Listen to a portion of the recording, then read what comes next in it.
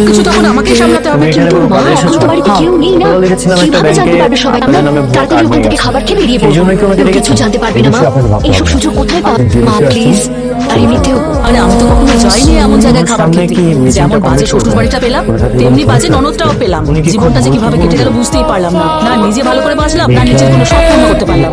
আপনি যদি রাজি হয়ে যান তাহলে আমরা যাব। মর্যাদা পাচ্ছেন। ওর ইচ্ছে যে আমাদের যেটা সবাইকে বলছিলাম, নিয়ে বাইরে আপনি খাওয়াতে যদি খোঁজ নিয়ে খবর নিয়ে যাবেন। থাকেন শুধু তাহলে এইটুকুই আমার ওর কোম্পানির ইচ্ছে। সম্পর্কে তো এটাই ভালো বলবে পেয়ে যাবেন। এই বয়সে এসে বুড়ি বিধবাটার মাথা খারাপ হয়ে গেছে। যদি কেউ জেনে যায় না তাহলে ওই খাবারটা আমার কাছে বিশ্বের চেয়ে কম কিছু হবে না। আমি যাবো না। মা, এমন সাজাবো কেউ চিনতেই পারবে না, এমনকি তোমার নিজের ছেলেরাও না। তোমরা সব আমরাও ছদ্মবেশে যাবো।